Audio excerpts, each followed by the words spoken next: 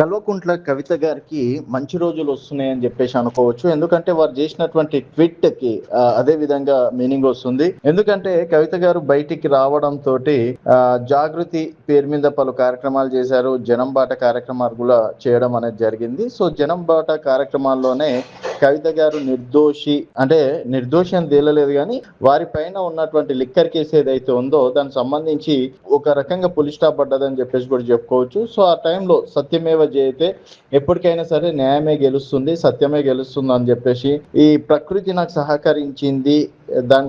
అంటే నేను పాట పెట్టే సమయంలో నా మీద ఉన్నటువంటి మచ్చ కూడా తొలగిపోయిందని చెప్పేసి కూడా కవిత గారు చెప్పడం అనేది జరిగింది. అదే విధంగా ఈ వారు టిఆర్ఎస్ పార్టీ ఆవిష్కరించడం అనేది జరిగింది మొన్న 25వ తేదీ నాడు. సో దానికి సంబంధించి టిఆర్ఎస్ డూప్లికేట్ అది అని చెప్పేసి బిఆర్ఎస్ సోషల్ మీడియాలో రకరకాలుగా కామెంట్ చేసినప్పటికీ టిఆర్ఎస్ కోసం వాళ్ళు ఎన్నికల సంఘానికి అప్లై చేయడం, తర్వాత దాదాపు వారు 5 పేర్లు సూచించడం అనేది జరిగింది. తెలంగాణ రాష్ట్ర జాగృతి అని, తెలంగాణ జాగృతి అని చెప్పేసి, తెలంగాణ జాగృతి పార్టీ అని చెప్పేసి, తెలంగాణ రక్షణ సేన అని చెప్పేసి ఈ విధంగా రకరకాలుగా చెప్పడం అనేది కూడా జరిగింది. సో మొత్తానికి తెలంగాణ రక్షణ సేన టిఆర్ఎస్. సో టిఆర్ఎస్ పార్టీకి అసలు సిసలైన వారసురాలి నేనే, అందుకనే నాకు ఈరోజు టిఆర్ఎస్ పార్టీ గుర్తు రావడం అనేది జరిగింది. సో మేము దాదాపుగా 5 పేర్లు ఇచ్చినప్పటికీ మూడో పేరులో ఉన్నటువంటి టిఆర్ఎస్ పార్టీ తెలంగాణ రక్షణ సేన అనే పేరు రావడం అనేది ఇదొక రకంగా ప్రకృతి మాకు సహకరిస్తుంది. డెఫినెట్ గా ప్రకృతి సహకరిస్తే మాత్రం నా గెలుపుని ఎవ్వరు ఆపలేరు అన్నట్టు కూడా చెప్పడం అనేది జరిగింది. సో మొత్తానికి మరి టిఆర్ఎస్ కి బ్రాండ్ అంబాసిడర్ కవిత గారి అని చెప్పేసి సోషల్ మీడియాలో జాగృతి నాయకులు వారి ఆనందాన్ని వ్యక్తం చేశారు. ఎందుకంటే టిఆర్ఎస్ పార్టీని లాక్కుందామని చెప్పేసి 4-5 రోజుల్లో చాలా వరకు రాజకీయాలు జరిగినాయి.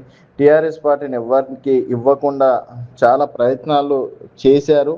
అయినప్పటికీ కవిత గారు నెక్స్ట్ సీఎం అవుతారు, అది రాసి పెట్టింది కాబట్టి ఈరోజు టిఆర్ఎస్కి బ్రాండ్ అంబాసిడర్గా కవిత గారి పేరుని రావడం అనేది శుభసూచకం అని చెప్పేసి కూడా వాళ్ళు చెప్పడం అనేది జరుగుతుంది. మరి దీనిపైన మాత్రం బీఆర్ఎస్ పార్టీ సైలెంట్గా ఉంది, ఒక్క ట్వీట్ కూడా చేయలేరు.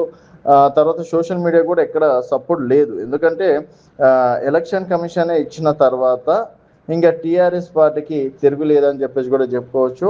ఇంకా గుర్తుల విషయంలో గనక కార్ని పోలిన ఏదైనా గుర్తుంటే మాత్రం కవిత గారి విజయాన్ని కూడా ఎవరు ఆపలేరని చెప్పేసి కూడా ఈ సందర్భంగా చెప్పుకోవచ్చు. సో మొత్తానికి టిఆర్ఎస్ బ్రాండ్ అంబాసిడర్ కవిత గారి అని చెప్పేసి కూడా ఈ సందర్భంగా చెప్పుకోవచ్చు. సో ఇప్పుడు తెలంగాణ రాష్ట్ర సేనా పార్టీ కాస్త తెలంగాణ రక్షణ సేనా పార్టీగా మారింది. సో 4వ అతిపెద్ద పార్టీగా మరి తెలంగాణలో అవతరించబోతుంది. ఇప్పటి వరకు కాంగ్రెస్, బీఆర్ఎస్, బీజేపీతో పాటు టీఆర్ఎస్ తెలంగాణ రక్షణ సేన పార్టీ కూడా ప్రజల వద్దకి రాబోతుందని చెప్పేసి సందర్భంగా చెప్పుకోవచ్చు.